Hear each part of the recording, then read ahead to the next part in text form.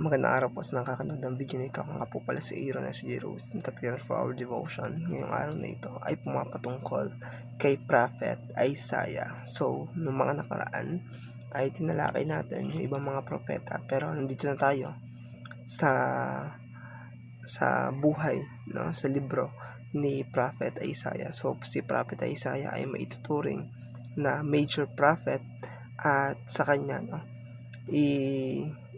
kay Isaiah, kay Jeremiah, kay Daniel, tsaka kay Ezekiel, pumapatungkol yung major prophets, at pagdating doon sa mga sumunod sa kanila ay maituturing sila na minor prophets. So, si Isaiah ay nakasentro or nakatoka, no, sa sentro ng Southern Kingdom or ng Jerusalem. At mabasa natin dito, no, yung kung gaano kasama yung naging kalagayan ng Southern Kingdom sa harapan ng ating Panginoon.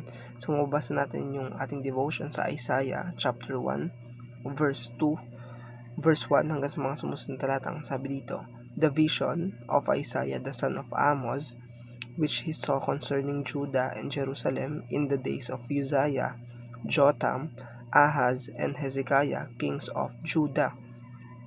Hear, O heavens, O give ear, O earth, for the Lord has spoken. Children have I reared and brought up, but they have rebelled against me. The ox knows his owner, and the donkey knows its master crib, but Israel does not know. My people do not understand.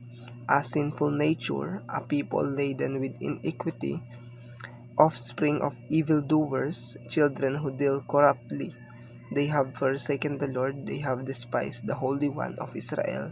They are utterly estranged." So dito, no, ay ating makita sa Isaiah na kung paanong ang bayan ng Israel, ang bayan na pinili ng Diyos, ay naging masama talaga, no, sa paningin ng ating Panginoon, na kung saan sa kapanahunan nila nagbibigay sila ng alay, nagbibigay sila ng mga ceremonial activity na ibinigay ni Moises, pero wala na yung puso nila ang pagdating sa ating Panginoon. At makikita natin sa ating devotion na ang ating Diyos ay mas nalulugod sa obedience kaysa dun sa ritual activities lang, no. Sabi nga ni Samuel na obedience is better than sacrifice, submission is better than offering. So ang bayan ng Israel ay humaharap, no, sa paratang ng Diyos sa kanila, no, kung saan sila ay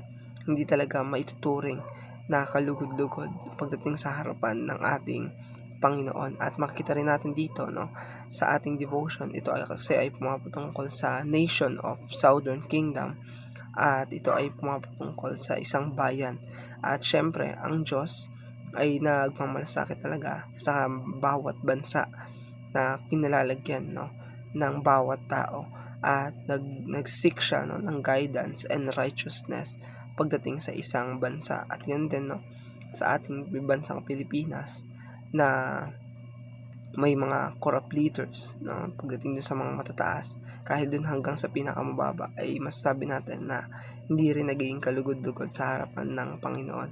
Kaya kailangan natin ipag-pray, no, na mag-raise up ang Diyos ng mga tapat na mga nanunungkulan upang tayo ay mapabuti rin bilang mamamayan. At syempre, no, ang ating Diyos, siya ay just, siya ay magbibigay ng parusa, no, nag-judge siya sa isang bansa na ang practices ay evil talaga, no, sa kanyang paningin. So God is holy, tayo bilang mga tao ay judge niya ng naayon sa ating mga ginawa. So ito lamang po ang ating devotion. Maraming pong salamat.